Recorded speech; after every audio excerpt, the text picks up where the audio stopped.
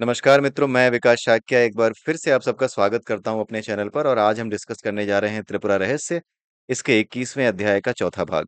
तो आइए देखते हैं क्या कुछ है इस चौथे भाग में। आपने देखा होगा कि पिछले वीडियो में हमने देखा कि ब्रह्म राक्षस किस प्रकार से राजकुमार से सवाल कर रहा है, और राजकुमार अपने भाई को बचाने के लिए उन सवालों के उत्तर दे रहा है। अगर वो उन प्रश्नों के उत्तर नहीं देगा तो वो उसके भाई को खा जाएगा, इसको तो खा ही जाएगा।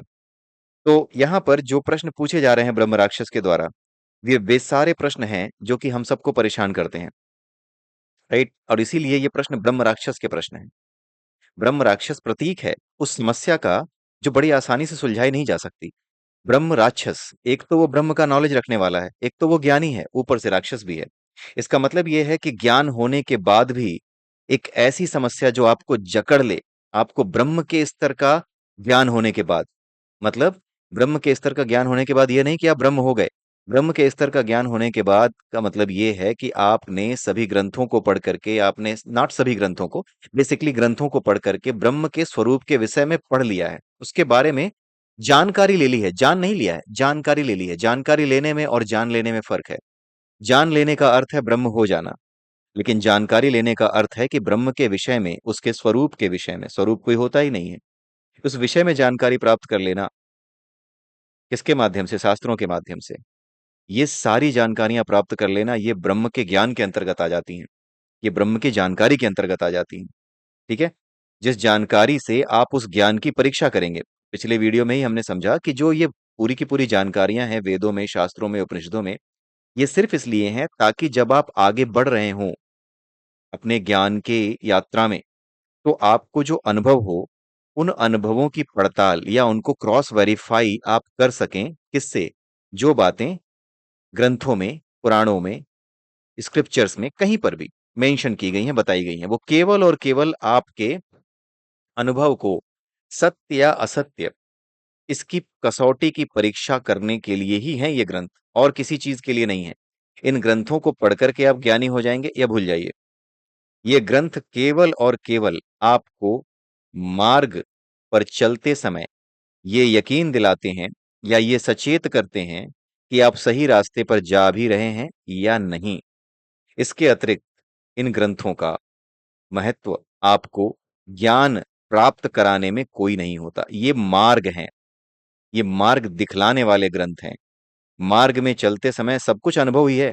मार्ग में चलते समय योग का अनुभव करने के लिए, मार्ग में चलते समय ईश्वरीय अनुभव प्राप्त करने के लिए जिस मार्ग को आप चुनते हैं, उस मार्ग पे चलते समय जो अनुभव आपको होते हैं, वो अनुभव कितने सत्य हैं, वो अनुभव भ्रम तो नहीं है, इसी चीज की पड़ताल करने के लिए इन ग्रंथों की तरफ आना पड़ता है। ठीक है। इन ग्रंथों में लिखी बातें आपको एक लाइट हाउस की तरह, या फिर आप ये कह लीजिए एक टॉर्च बेयरर की तरह आपकी हेल्प करती हैं कि हाँ, ये रास्ता सही है या ये रास्ता गलत है। आप अपने अनुभवों की पड़ताल या उनको क्रॉस वेरीफाई करते हैं इन लिखी हुई बातों से। बस इतना महत्व है, और यही सबसे बड़ा महत्व है ग्रंथों का। ठीक है।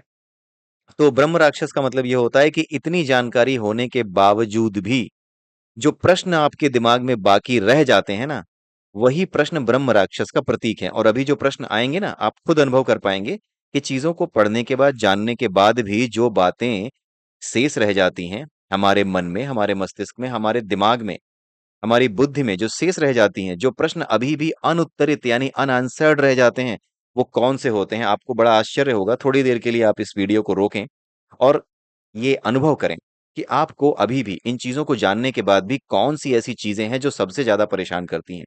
अभी भी कौन से प्रश्न हैं जो आपको हैरान करते हैं। आपको यकीन नहीं होगा, जब आप इस वीडियो को देखेंगे तो आपको यह समझ में आ जाएगा कि वही सारे प्रश्न यहाँ पर ब्रह्म राक्षस ने पूछे हैं। तो ब्रह्म राक्षस का असली मतलब अब आपको समझ में आया होगा। ब्रह्म राक्षस का मतलब यह है कि जानकारी होने के बाद, कैसी जानकारी? किताबी जानकारी होने के बाद, शास्त्रों से जानकारी मिलने के बाद, उसके बावजूद भी जो प्रश्न आपको परेशान करें, वो प्रश्न ब्रह्म राक्षस का प्रतीक हैं। ठीक है। जो अभी भी आपको तंग करें कि यार पढ़ तो लिया सब कुछ, लेकिन इसका प्रूफ कहाँ है? कैसे अनुभव होगा ये? कैसे जानूं इसे? लिखा तो बहुत कुछ है, लेकिन इसका कोई सब्टेंटिव प्रूफ कहीं पे है क्या? इस तरह की बातें सबके दिमाग में आने लगती हैं। इस बात से कोई फर्क नहीं पड़ता कि आप आस्तिक हो या नास्तिक। इस बात से कोई फर्क नहीं पड़ता। आप ईश्वर को मानते हो, सब कुछ करते हो, लेकिन इसके बावजूद भी आपके दिमाग में यह बात आएगी कि पढ़ तो लिया, लेकिन समस्या ये है कि मैं अनुभव कैसे करूं, जानूं कैसे, इसका प्रूफ कहाँ है? किसी लेबोरेटरी में प्रूफ की जा सकती है क्या ये? राइट? तो यही चीज यहाँ पे समझाने का प्रयास किया जाएगा ब्रह्म राक्षस के प्रश्नों के माध्यम से। तो ब्रह्म राक्षस एक प्रश्न पूछता है राजकुमार से। राजकुमार से प्रश्न पूछता है कि बुद्धि, पवित्र बुद्धि, चिति, इसके विषय में पूछता है कि ये है क्या। ठीक है, पिछला वीडियो आप देखिएगा, लास्ट में जो प्रश्न पूछता है उसी प्रश्न का उत्तर अब यहाँ पे दिया जा रहा है। तो उत्तर, प्रश्न जो है पूछा था ब्रह्म राक्षस ने, उत्तर कौन दे रहा है? राजकुमार। राजकुमार कहता है, सुन ब्रह्म राक्षस, जड़ता अर्थात अविद्या से बिना, अविद्या के बिना ढकी पवित्र बुद्धि ही चिति कहलाती है। अब इस बात को बड़े ध्यान से सुनिएगा। ठीक है, ये जो बात यहाँ पे लिखी हुई है ना, इसको साइंटिफिक वे में समझने के लिए आपको द होली साइंस, जो श्री युक्तेश्वर गिरी जी द्वारा लिखी गई एक बुक है, एक शास्त्र ही समझिए उसे, वो इतनी अच्छी बुक है, इतना अच्छा शास्त्र है वो, कि जिसके माध्यम से आपको सारी बातें बड़ी आसानी से समझ में आने लगती हैं कि इन बातों का मतलब क्या है। वहां पर चिति और चित्त के विषय में बतलाया गया है। चिति क्या होती है? होता यह है कि जब गॉड पार्टिकल में विस्फोट होता है, बिग बैंग जिसको कहते हैं, जब उसमें विस्फोट होता है तो दो तरंगें, एक तरंग आगे की ओर, एक तरंग पीछे की ओर चलना शुरू होती है, दो अलग अलग दिशाओं में चलना शुरू होती है। तो ये जो तरंग है ना, इस तरंग की एक पर्टिकुलर फ्रिक्वेंसी होती है। जब ये चलना शुरू करती है तो ये जो तरंग है, ये तरंग कणों के रूप में भी व्यवहार करती है। तरंग और कण साथ साथ चलते हैं, माध्यम के कण और तरंग ये दोनों साथ साथ चलते हैं। हमने क्या किया है कि सिर्फ और सिर्फ प्रकाश को ही देखा है, इसलिए हम ये कहते हैं कि प्रकाश की तरंगें ही कणों के रूप में भी चलती हैं। जबकि सत्य यह है कि हमारे पास जिन तरंगों का अनुभव है, वो सब की सब प्रकाश के अधीन है। वो सब की सब प्रकाश की तरंगों के अधीन हैं। उन सब के अंदर प्रकाशीय ऊर्जा का गुण होता ही होता है। जो भी तरंगे हैं, वो सब प्रकाशीय तरंगों के अंतर्गत ही है, प्रकाशीय कणों के अंतर्गत ही हैं। तो शुरुआत में जब विस्फोट होता है, बिग बैंग जिसको कहते हैं, तो एक तरंग आगे बढ़ती है। जब वो तरंग आगे बढ़ती है तो एक ऐसे लेवल पे आकर के उसकी फ्रीक्वेंसी इस लेवल पे आ जाती है बढ़ती हुई तरंग में, जहां पर वो फ्रीक्वेंसी लाइट पार्टिकल्स के या लाइट वेव की फ्रीक्वेंसी के बराबर हो जाती है। वहीं पे लाइट वेव की फ्रीक्वेंसी पे आने के बाद वो जो तरंग है वो कण के रूप में और तरंग दोनों के रूप में इस संसार को प्रकट करती है। संसार को प्रकट करने का मतलब ये है कि अब जो तरंगे हैं, जो कण हैं, पहले भी वो कण थे, लेकिन अब जब प्रकाश उत्पन्न हो गया ना, तो ये जो प्रकाश है यही मुख्य गुण है ईश्वरत्व का। यही जो प्रकाश है ना, ये क्या करता है, इसी प्रकाश में वो सारी शक्ति है जो हमारे भीतर जो जीवनी शक्ति है ना, वही प्रकाश है। बिना सूर्य के प्रकाश के हम ये जीवनी शक्ति पा ही नहीं सकते। आपने देखा होगा भगवत गीता में भी एक मेटाफरिक वे में ये बात कही गई है भगवान कृष्ण के द्वारा, कि अर्जुन, सबसे पहले मैंने ये ज्ञान सूर्य को दिया था, यानी सूर्य के भीतर जो प्रकाश है ना, उसके भीतर सृष्टि करने की, सृष्टि को चलाने की, उस मॉडस ऑपरेंडी को गवर्न करने की, उस मॉडस ऑपरेंडी को मोटिवेट किए रहने की, सो दैट हर एलिमेंट, हर एक कंपोनेंट इस नेचर का अपना काम शांति से कर सके, वो ज्ञान, वो नॉलेज सूर्य के पास है। तो सूर्य के प्रकाश में जो रोशनी है, वो रोशनी ही वो ईश्वरीय प्रकाश है। तो वो जो ईश्वरीय प्रकाश है, जब वो आगे चला, वो तरंग आगे चली, तो एक स्थिति ऐसी आई जहां से वो तरंग क्या बन गई? एक प्रकाश तरंग बन गई। प्रकाश तरंग बनने के बाद वो कणों के रूप में तो थी ही, तो उन कणों के ऊपर अब प्रकाश की क्या हो गई? एक प्रकाश की उसके ऊपर छाया पड़ी।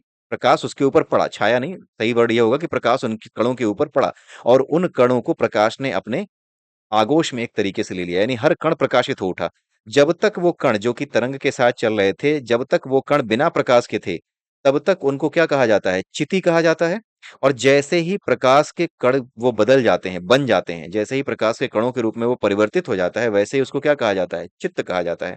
तो प्रकाश के कण चित्त हैं, और बिना प्रकाश के जो कण थे, जिन पे ईश्वरीय प्रकाश नहीं था, जब वो कण स्वयं चिति थे, स्वयं परमात्मा थे, तब तक वो परमात्मा थे, वो शुद्ध चिति थे। जैसे ही वो प्रकाश बने, तो उनमें क्या आ गया? प्रकाश बनते ही उनमें चेतना शक्ति आ गई, जीवनी शक्ति आ गई। और जीवनी शक्ति आते ही उन्होंने अपने आप को अनुभव करना शुरू किया। उन कणों ने अपने भीतर स्वतंत्र भाव का अनुभव किया, जैसे हम और आप स्वतंत्र भाव का अनुभव करते हैं, क्योंकि हमारे भीतर प्राण है, हमें लगता है कि हम करने वाले हैं। हमारे भीतर प्राण ना हो तो हम कुछ नहीं सोच पाएंगे, लेकिन जब तक प्राण है, तब तक हम यही सोचते हैं कि मैं ये कर रहा हूं, मैं वो कर रहा हूं। तो ये जो मैं का भाव है ना, ये वहीं से उत्पन्न होता है, जहां से ये प्रकाश कणों में परिवर्तित होता है, चिति। चित्ती जब प्रकाश कणों में परिवर्तित हो जाती है, तो उसको क्या कहते हैं? चित्त कहते हैं। ठीक है, ये सब बातें ढपोल संख वाली नहीं है, ये सारी बातें वेदों में लिखी हुई हैं, और इसकी व्याख्या द होली साइंस के माध्यम से हमारे प्रिय श्री युक्तेश्वर गिरी जी ने की हैं। इसकी व्याख्या की हुई है। द होली साइंस आप पढ़ के देखिएगा कभी, हमारे चैनल पर भी, हमारे दूसरे चैनल पर भी अवेलेबल है। ठीक है, आप उसको जा करके देख सकते हैं। तो ये जो चित्त है, ये क्या है? चिति का ही वो रूप है जो प्रकाशित है, ईश्वरीय प्रकाश जिस पे पड़ गया वो चित्त बन गया। इन सभी कणों को अलग अलग क्या कहते हैं? अविद्या कहते हैं। आई रिपीट, इन सभी कणों को जिनके ऊपर प्रकाश कण पड़ चुका है, जिसकी वजह से इनमें स्वतंत्र अस्तित्व का बोध आ चुका है, स्वतंत्र अस्तित्व का भाव आ चुका है, इनको क्या कहा जाता है? इनको कहा जाता है चित्त। ठीक है, और इनको अगर आप अकेले इन कणों को देखें तो इन कणों को अविद्या भी कहा जाता है। ठीक है, अकेले इन कणों को अविद्या कहा जाता है। इन सभी कणों को सम्मिलित रूप से कंबाइंड फॉर्म में इकट्ठा करके अगर देखो तो इनको क्या कहा जाता है? तब इनको कहा जाता है माया। कंबाइंड फॉर्म में इन्हीं कणों को माया कहा जाता है, और इंडिविजुअली इन्हीं कणों को, जो प्रकाश के कण हैं, इन्हीं को अविद्या कहा जाता है। ठीक है, अपनी आत्मा में ठहर जाना ही एकाग्रता है। एकाग्रता क्या है, इसके बारे में भी ब्रह्म राक्षस ने पूछा, तो यहाँ पर राजकुमार बता रहे हैं कि अपनी आत्मा में ठहर जाना, यानी आपका जो वास्तविक स्वरूप है, कौन सा स्वरूप? चिति। आपका वास्तविक स्वरूप चिति है। उसी ऊर्जा से आप प्रकट हुए हो, और अपने शुद्ध रूप में वो ऊर्जा अपने वास्तविक रूप में स्थित थी। लेकिन जैसे ही वो चिति से चित्त बनी, यानी उसमें प्रकाश का गुण आया, वैसे ही उसने अपने भीतर स्वतंत्र भाव अनुभव किया। और वो स्वतंत्र भाव उसे क्या करता है? उसे ईश्वरीय सत्ता से, यानी जो ईश्वरीय ऊर्जा थी जिस समय वो चिति था, उस चिति से उसको दूर कर देता है। उस चिति के भाव से उसको दूर कर देता है। जैसे ही उस चिति के भाव से दूर कर देता है, वैसे ही वो चित्त बन जाता है, उसे अपने भाव में अनुभव होने लगता है। तो आत्मा को जानने का, यानी आत्मा में ठहर जाने का मतलब है कि अपनी जो जीवात्मा है, आपकी जो जीवात्मा है, आपकी जो ऊर्जा है एक, उस ऊर्जा को उस स्तर पे ले आना जिस स्तर पे उसकी जो फ्रीक्वेंसी है, वो चिति, यानी बिना प्रकाश की ऊर्जा के जो कण होते हैं, उनका जो फ्रीक्वेंसी होती है, उन कणों की जो फ्रीक्वेंसी होती है, उन तरंगों में जो दोलन होता है, वो तरंग जो कण के साथ आगे बढ़ते हैं, जब उसकी फ्रीक्वेंसी के बराबर आपकी फ्रीक्वेंसी हो जाती है, तो उसे कहते हैं आत्मा में स्थित हो जाना। और लगातार उसी स्थिति में बने रहना, उसी चिति में लगातार बने रहना, उसी चिति में, उसी वास्तविक स्वरूप में लगातार बने रहना ही एकाग्रता कहलाता है। ठीक है, तो ये बुद्धि कि मैं ये प्रकाश युक्त ये कण नहीं हूं, ये जो संसार को चला रहा है, ये संसार जिन चीजों से चल रहा है, जिस मॉडस ऑपरेंडी से चल रहा है, ये मॉडस ऑपरेंडी के अंतर्गत काम करने वाला ये शरीर, ये मैं नहीं हूं, बल्कि वो चिति, वो मेरा वास्तविक स्वरूप, वो मैं हूं। ठीक है, इसे ही पवित्र बुद्धि कहते हैं, और इसे ही चिति कहते हैं। अपनी आत्मा में ठहर जाना, यानी उस चिति के साथ, उस चिति की ऊर्जा के साथ, उसकी वेवलेंथ के साथ, उसकी फ्रिक्वेंसी के साथ ट्यून हो जाना, एकाग्रता कहलाता है। और देह में आत्मबुद्धि ही जन्म है। और जब तक इस शरीर में हमारी आत्मबुद्धि है, यानी जब तक हम ये समझते हैं कि ये शरीर ही हमारा आत्मा है, मतलब सब कुछ मैं ही हूं। आत्म का मतलब कुछ और नहीं होता। आत्म का मतलब होता है, आत्मा का मतलब होता है कि मेरा स्वभाव कैसा है इसको जान लेना, मैं क्या हूं इसको जान लेना। जब तक हम अपने आप को शरीर के रूप में जानने लगते हैं कि हाँ मैं यही तो हूँ, शरीर ही तो हूँ, शरीर नहीं रहेगा तो मैं कुछ नहीं हूं, जब तक हम इस तरीके से अपने आप को जानते रहते हैं, तब तक जन्म का कारण हमारे पास रहता है, हम बार बार जन्म लेते हैं। यही जन्म का कारण है। देह में आत्मबुद्धि ही जन्म का कारण है, क्योंकि जो कुछ हम इस शरीर के माध्यम से अपने भीतर बढ़ाते चले जाते हैं, जो वासनाओं के बीज रखते चले जाते हैं अपने मनोमय कोश में, वो एक इम्प्रिंट क्रिएट करते चले जाते हैं। उसकी वजह से हम कभी इस बोध में आ ही नहीं पाते कि मैं अलग हूं और ये तृष्णाएं अलग हैं, ये वासनाएं अलग हैं और मैं अलग हूं, मैं इनसे अलग हूं। मेरा बोध, जिसे वास्तविक बोध, जिसे आत्मा कहते हैं, वो इन सभी वासनाओं से अलग है जिनको जीने के लिए शरीर मिला है। मैं क्रोध नहीं हूं, मुझे क्रोध आता है। मैं मन नहीं हूं, मेरा एक मन है। मैं शरीर नहीं हूं, मेरा एक शरीर है। ये बोध जब तक नहीं आता, तब तक जन्म है। ठीक है, आगे ब्रह्म राक्षस पूछता है कि राजकुमार, तुम ये बतलाओ कि चिति मिलती क्यों नहीं? वह साधन क्या है जिसके माध्यम से वह मिलती है, और जन्म कैसे होता है? तो उत्तर क्या आता है? उत्तर यह आता है, ब्रह्म राक्षस सुनो, अपनी नादानी की वजह से चिति नहीं मिलती, वह तो खुद ही मिल जाती है। काम करने से, अहंकार से जन्म होता है। ठीक है, काम करने से अहंकार जब उत्पन्न होता है कि मैं कर रहा हूं, ये जो मैं का भाव है, यही जन्म का कारण बनता है, क्योंकि यही वासनाओं को जीने का एक माध्यम बन जाता है कि मैं ये कर रहा हूं, मुझे ये चाहिए, मुझे वो चाहिए। यही वासनाएं इकट्ठी होकर के जो मैं का भाव है, इसी मैं के भाव के कारण जो बचे कुचे काम हैं, जैसे ये शरीर है, अब ये शरीर है, अब इस शरीर को लगातार चला क्यों रहे हो? इसको एक जगह बैठा क्यों नहीं देते? इसलिए बैठा नहीं देते क्योंकि कुछ ना कुछ लगातार आपके मन में चल रहा है, ये करना है, वो करना है। ठीक है, तो ये करना है, वो करना है, ये जो मैं कर रहा हूं, ये जो भाव है ना कि मैं ही कर रहा हूं, यही भाव क्या करता है? जन्म का कारण बनता है। ये काम करने का जो अहम भाव है कि मैं कर रहा हूं, इसी वजह से जन्म है। ठीक है? क्योंकि लगातार ये काम करते-करते और अपने आप को उस काम का कर्ता समझते-समझते हो ये जाता है कि मरने के बाद भी वो जो ऊर्जा है हमारी ना, वो जो फ्री स्पेस में एनर्जी बन के घूमती रहेगी, एक वेव बन के घूमती रहेगी, उस वेव को उस वेव को कहीं न कहीं ट्यून होना है। क्योंकि वो वेव अभी भी इन वासनाओं को लिए चल रही है, जो अधूरी रह गई थी। जिनको आप आधा छोड़ गए थे, वो अभी भी रह गई हैं। इसलिए उसको एक नया शरीर चाहिए वहीं से आगे बढ़ने के लिए। लेकिन मजबूरी ये होती है कि अचानक से उसको एक छोटा-सा शरीर मिल जाता है, जिसमें वो बड़ा मजबूर होता है।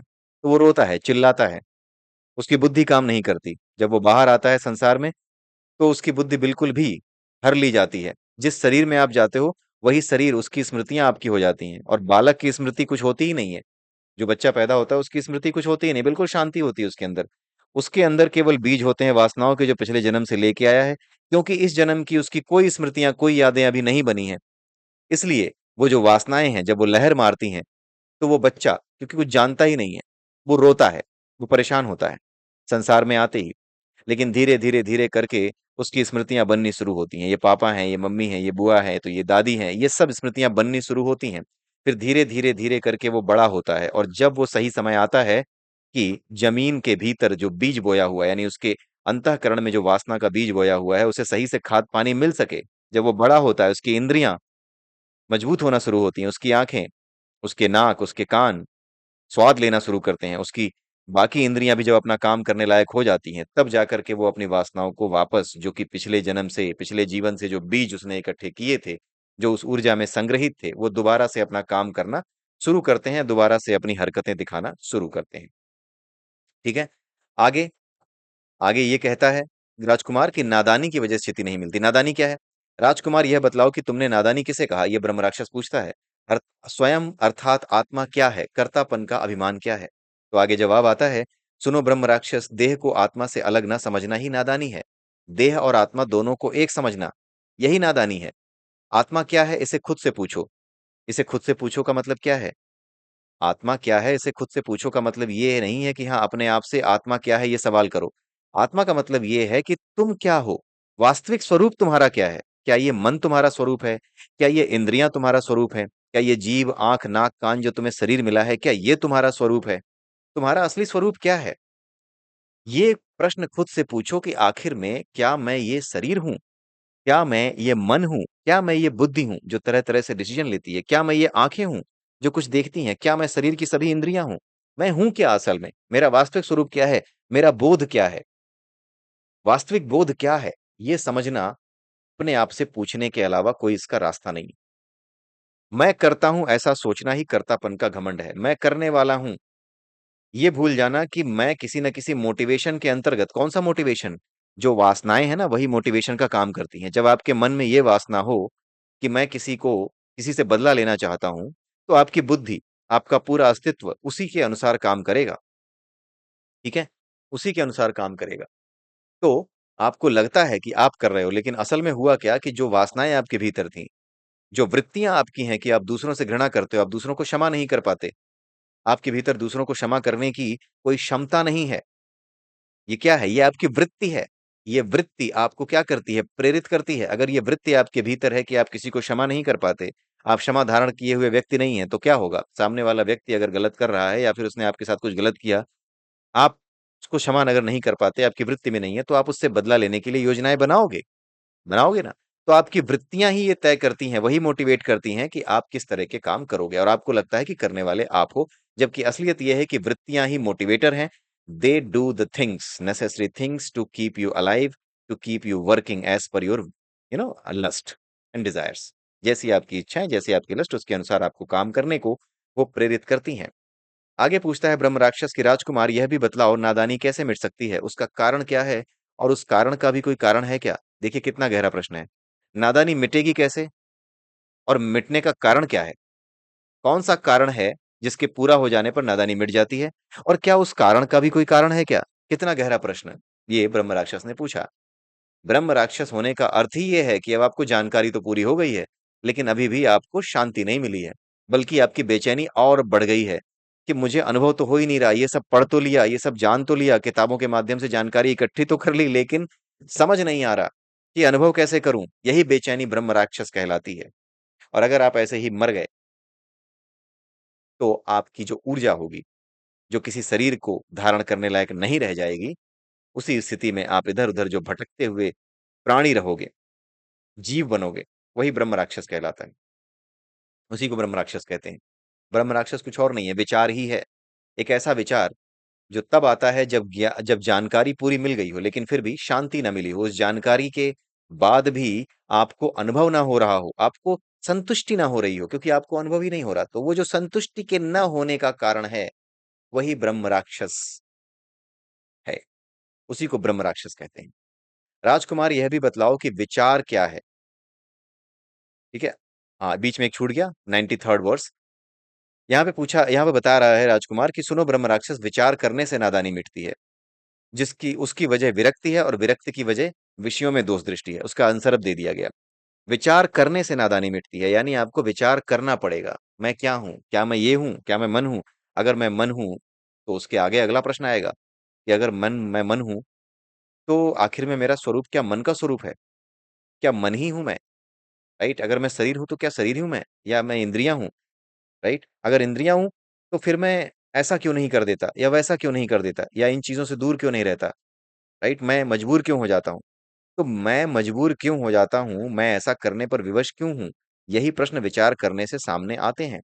तो विचार करने से नादानी मिटना शुरू होती है। विचार आना शुरू होता है कि मैं शरीर नहीं हूं, मैं इंद्रियां नहीं हूं, मैं जो जानता हूं अपने आप को कि मैं शरीर हूं, ऐसा नहीं हूं मैं।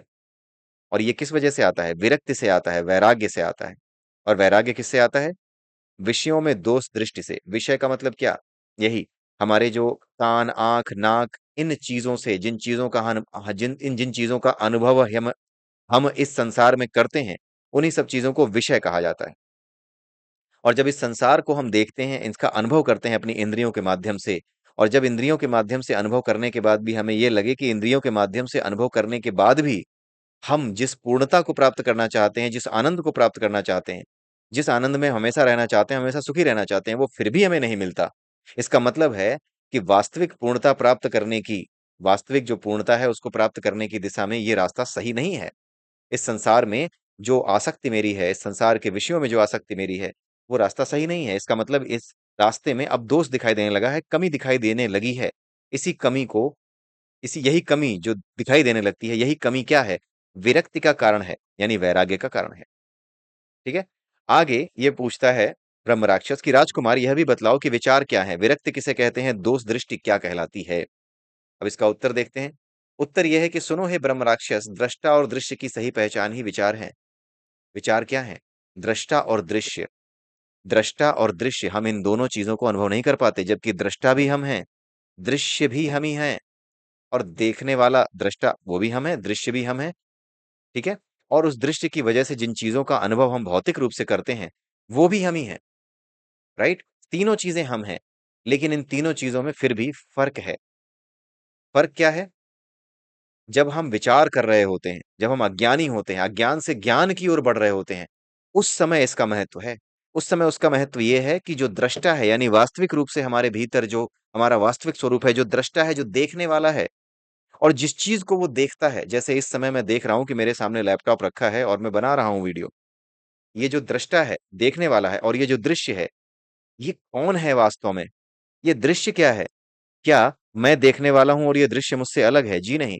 ये दृश्य मुझसे अलग नहीं है। इस दृश्य का कर्ता धर्ता, इस दृश्य को बनाने वाला, ये मैं ही हूं। मेरी वजह से ही ये दृश्य बना है कि मैं इस समय वीडियो बना रहा हूं। राइट? मैं ही हूं। लेकिन वो मैं, ये शरीर नहीं हूं। ये मेरे भीतर एक ऊर्जा है जो मुझे मोटिवेट कर रही है। वो जो मोटिवेटर है ना, उसको जान जाना, वो जो असली मोटिवेटर है उसको जान जाना, वो दृष्टा को जान जाने के बराबर है। और वो मोटिवेटर जिस तरह के दृश्यों को प्रकट कर रहा है, मोटिवेट करके जिस तरह के दृश्यों को प्रकट कर रहा है, वो दृश्य अलग हैं। और उनका जो अनुभव कर रहा है, वो पुरुष वो पुरुष अलग है। ठीक है? जिस शरीर को ये अनुभव हो रहा है, वो शरीर क्या है? वो अलग है। ठीक है? जिस पुरुष को अनुभव हो रहा है, वो पुरुष भी अलग है। वो दृष्टा है, वो दृश्य भी है, वो सब कुछ है। जो वास्तविक आत्मा है, जो परमात्मा है, वो दृष्टा भी है, देखने वाला भी है। उसी की वजह से ये दृश्य भी उत्पन्न हुआ है। ठीक है? और उसी की वजह से ये शरीर भी मिला है। वही शरीर में कन्वर्ट हुआ है, एनर्जी ही मैटर में कन्वर्ट होती है, तो हमें शरीर भी मिला है। दृश्य में राग नहीं रखना ही विरक्ति या वैराग्य है। जो दृश्य हमारे सामने आ रहे हैं, वो तो वास्तविक रूप से करने वाला, यानी जो वास्तविक कर्ता है, जो दृष्टा है, जो वास्तविक रूप से देखने वाला है, उसकी वजह से ही, उसके मोटिवेशन की वजह से ही ये दृश्य सामने आया है। इसलिए जब ये दृश्य सामने आया है उसकी वजह से, तो इस दृश्य में उलझ करके इसमें परेशान होने का कारण क्या है कि अरे भाई ऐसा क्यों हो रहा है? असली कारण कहाँ पे है? असली कारण तो दृष्टा में है ना। तो दृष्टा की तरफ देखो। तो असली कारण यानी दृष्टा की तरफ देखने वाला क्या कहलाता है? वैरागी कहलाता है। क्योंकि वो दृश्य में राग नहीं रखता। उसे पता है कि दृश्य कुछ नहीं है, ये तो बिल्कुल लास्ट बाई प्रोडक्ट है। ये मुख्य प्रोडक्ट नहीं है, ये तो बाई प्रोडक्ट है, वो भी लास्ट में जो आता है। इसका कोई वैल्यू ही नहीं है, ये तो बिल्कुल लास्ट बाई प्रोडक्ट है। जो ये जान जाता है वही वैरागी है। क्योंकि फिर वो दृश्यों में आसक्ति नहीं रखता। दृश्यों में आसक्ति नहीं रखना ही विरक्ति या वैराग्य कहलाता है। ठीक है? विचार क्या है? दृष्टा और दृश्य के बारे में सही रूप से जान जाना, सही पहचान हो जाना, यही विचार है। और ये विचार पढ़ करके नहीं होते, किताबों को पढ़ करके ये विचार नहीं आते, ये विचार नहीं बनता। ठीक है? दृश्य में दुखात्मक बुद्धि का होना ही दोष दृष्टि है। जो भी दृश्य दिख रहे हैं हमें, अगर हम उससे जुड़ेंगे तो हमें दुख ही मिलेगा। भले ही अभी सुख मिल रहा हो, लेकिन बाद में दुख ही मिलेगा। ये हम सबका अनुभव है कि जो चीजें हमारे सुख का कारण होती हैं, वही चीजें दुख का भी कारण होती हैं। हमारे बच्चे हमारे सुख का कारण होते हैं, और वही अगर बिगड़ जाएं तो दुख का कारण होते हैं। तो जो जो सुख देने वाली चीज होती है, वही दुख देने के बीज भी अपने भीतर रखती है। ठीक है? दुख और सुख अलग अलग नहीं आते, वो हमेशा एक साथ आते हैं, पैकेट में आते हैं। फ्री है, एक पे एक फ्री है। ठीक है, बिल्कुल बढ़िया ऑफर है। जिसको द्वैत कहते हैं, डुअलिटी कहते हैं। दृश्य में दुखात्मक बुद्धि का होना ही दोष दृष्टि है। यानी दृश्यों में दोष दृष्टि कब आती है?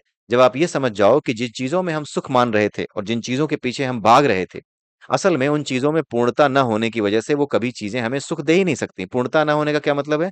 आज आपने खाना खाया, आज आपने किसी चीज का स्वाद ले लिया, तो क्या परमानेंट हो गया ये स्वाद का लेना? बल्कि होता यह है कि एक बार स्वाद लेकर के स्वाद की इच्छा और बढ़ जाती है। यानी पूर्णता को तो हम प्राप्त नहीं होते, बल्कि और बिखर जाते हैं। तो ये क्या है? असल में ये दोष दृष्टि है इसमें। ठीक है? ये दोष दृष्टि है। ये दुखात्मक दृश्य हैं। असल में ये दुख देते हैं, क्योंकि एक बार अगर किसी चीज का टेस्ट ले लिया और दूसरी बार उसकी कामना हुई और वो नहीं मिल रहा, तो दुखी हो जाते हैं कि क्या यार, अब नहीं मिल रहा वो चीज, अब नहीं आ रही वो चीज मेरे सामने। ठीक है? तो दृश्य में दुखात्मक दृष्टि, यानी कि ये जान जाना कि ये जो दृश्य हम देखते हैं, इन दृश्यों का कोई महत्व नहीं है। ये तो सिर्फ बाई प्रोडक्ट है। तो इसलिए इनमें किसी भी तरह से सुख या आनंद मानना ठीक नहीं है। यही क्या है? ये दोष दृष्टि है। ठीक है? विषयों में दोष दृष्टि है। आगे पूछता है ब्रह्म राक्षस, राजकुमार यह बतलाओ कि यह सब होगा कैसे, और तुमने जिन साधनों का उल्लेख किया है वे भी कैसे मिलेंगे, उसका भी मूल कारण क्या है? आगे राजकुमार जवाब देता है, ब्रह्म राक्षस सुनो, ये सब भगवान की कृपा से होते हैं, और भगवान की कृपा तो उनकी भक्ति से होती है। भक्ति सत्संग से होती है।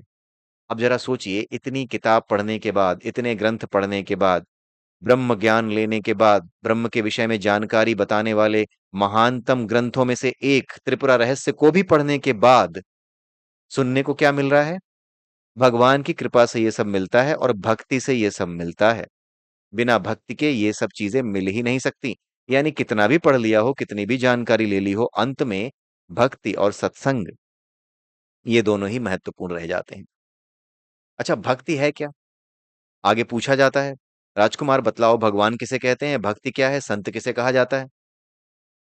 तो राजकुमार कहता है, सुनो ब्रह्म राक्षस, संसार को धारण करने वाला जो है वही तो भगवान है।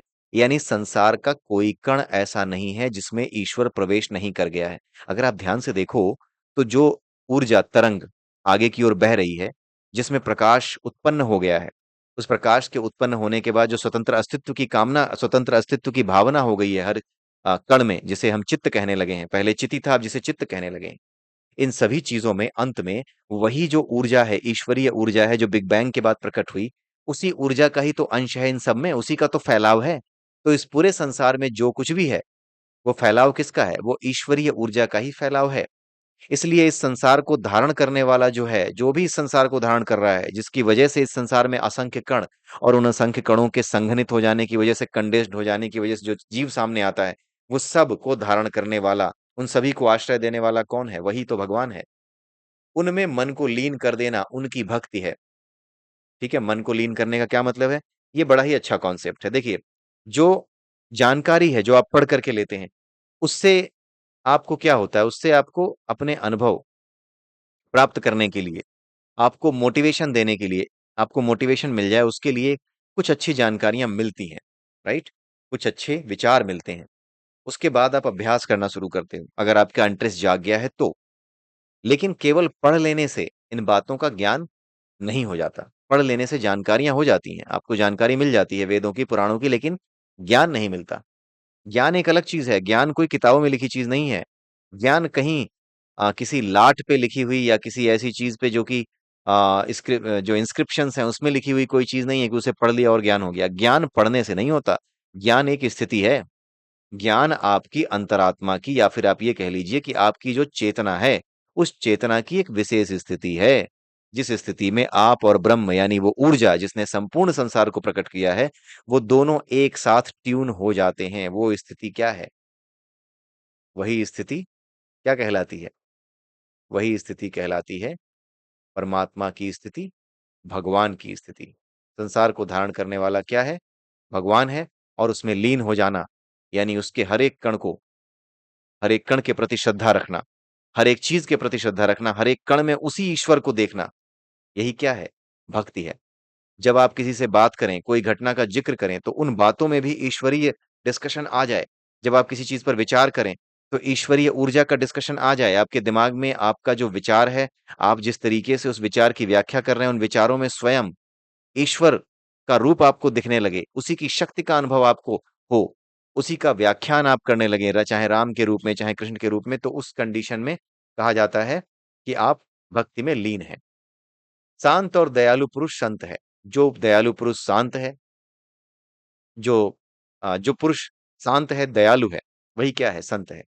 शांत कौन है? जिसकी वासनाएं शांत हैं। जिसकी वासनाएं शांत हो जाती हैं, तो उसकी जो स्थिति है, उसके भीतर जो एनर्जी है, जो चेतना है, उस चेतना का एक जो कॉन्शियसनेस का एक जो लेवल होता है, एक जो कॉन्फ़िगरेशन होता है, वो उसको पूरे तरीके से शांत कर देता है। यानी उस कॉन्फ़िगरेशन में वो किसी तरह की वासना के पीछे भागता ही नहीं, उसका मन ही नहीं करता, उसका मन उसे उस तरफ ले ही नहीं जाता। अभ्यास के माध्यम से उसने अपने मन को ट्रेन कर दिया होता है, ट्रेनिंग दे दी होती है कि उस तरफ जाना ही नहीं है, ठीक है?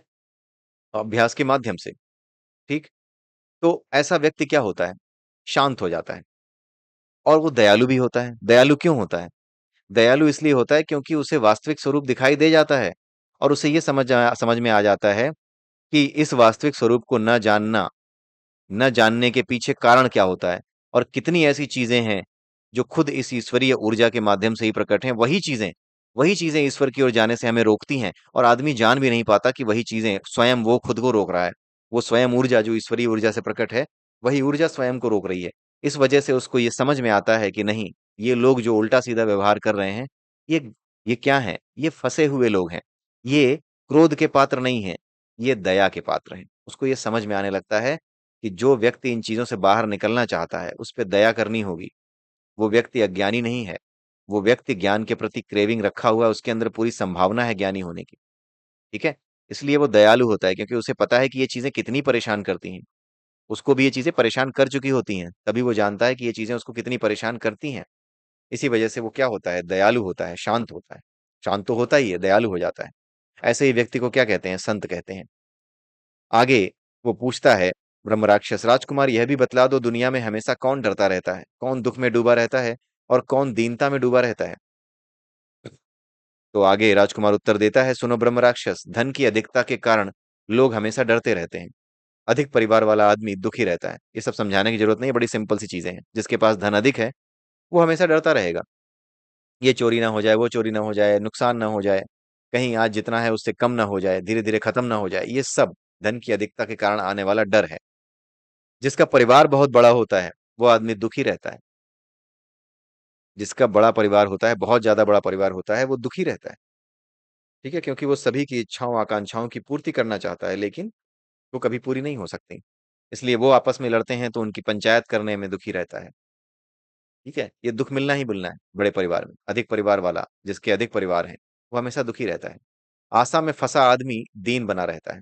इसका मतलब ये नहीं है कि अधिक परिवार वाला होने की वजह से आप जो है कम परिवार वाला हो जाएं या घर छोड़ के भाग जाएं ना। अधिक परिवार वाला होने का मतलब ये है, अधिक परिवार वाले का मतलब समझिए, अधिक परिवार वाले का मतलब ये नहीं है कि गिनती रिश्तेदारों की ना, रिश्तेदारों की गिनती की बात नहीं हो रही है। अधिक परिवार वाला, इस शब्द को, इस वाक्यांश को ध्यान से समझिए। अधिक परिवार वाला यानी परिवार के हर व्यक्ति की इच्छाओं को पूरा करने की लालसा रखने वाला, उन सबको खुश रखने की लालसा रखने वाला, ये महामूर्ख होता है। सबको खुश नहीं रखा जा सकता। उनको खुश रखने के बजाय केवल और केवल अपना कर्तव्य पूरा करने वाला व्यक्ति, जो उसका कर्तव्य है उन सभी लोगों के प्रति, उसको पूरा करने वाला व्यक्ति, वो दुखी नहीं रहता। लेकिन जो अधिक परिवार वाला है, यानी परिवार के हर व्यक्ति की इच्छा को पूरा करना चाहता है, सबको सुखी रखना चाहता है, सबको साथ लेकर चलना चाहता है, वो दुखी ही रहता है, क्योंकि एक को साथ लोगे, दूसरा छटक जाएगा। आप सबकी ज़िम्मेदारी थोड़ी ले सकते हो। आप अपनी ज़िम्मेदारी ले सकते हो कि मैं सबके साथ मिलके चलूँगा, लेकिन दूसरे को थोड़ी कह सकते हो कि नहीं तू मिल के चल। वो तो कह देगा नहीं मुझे बँटवारा चाहिए, मुझे तो एक पल नहीं देखना भैया को, भाभी को, मुझे नहीं देखना भाई। अगर इस तरह की स्थिति हो गई तो फिर ये दुखी रहता है। इसलिए जो व्यक्ति केवल और केवल डिसीज़न लेता है, निर्णय लेता है और निर्णय लेकर के अपना काम करता है बिना किसी आसक्ति के, किसी में आसक्ति नहीं रखता, तो वो आदमी सुखी रहता है। बाकी ऐसा आदमी जो कि बहुत ज़्यादा परिवार वाला है, यानी बहुत ज़्यादा परिवार में फँसा रहता है, हर किसी को सुखी रखने की कोशिश करता है, खुश रखने की कोशिश करता है, वो दुखी रहता है। आशा में फँसा आदमी दीन बना रहता है। दीन का मतलब क्या है? अरे यार जल्दी मिल जाए, मतलब उसकी हालत ऐसी रहती है, अरे यार जल्दी मेरा सिलेक्शन हो जाए, जल्दी मैं ये बन जाऊँ, जल्दी मैं वो बन जाऊँ, जल्दी मुझे वो चीज़ मिल जाए जो मुझे चाहिए, राइट? जिसके लिए मैं इतने दिनों से परेशान हूँ। तो वो ऐसी स्थिति में दीनहीन सा बना रहता है। ऐसा व्यवहार होता है उसका जैसे कितना बेचारा है वो। तो आशा में फँसा आदमी दीन बना रहता है। तो इस आदमी को कोई न कोई आशा होती है। जीवन के लिए कोई आशा लगा के बैठा होता है, किसी भी तरह की आशा लगा के बैठा होता है। इस आशा में फँसा आदमी दीन बना रहता है। आगे एक प्रश्न और पूछता है, राजकुमार यह बतलाओ, दुनिया में निडर कौन हो सकता है? बिना दुःख के कौन है? हमेशा दीन शून्य कौन है? ये प्रश्न अब ब्रह्म राक्षस ने पूछा है। अब इस प्रश्न का उत्तर हम अगले वीडियो में देखेंगे। आज का वीडियो हम यहीं पर समाप्त करते हैं। अगले वीडियो में फिर मिलते हैं। तब तक के लिए जय सिया राम, जय श्री कृष्ण, जय श्री राधे, ओम नमः शिवाय।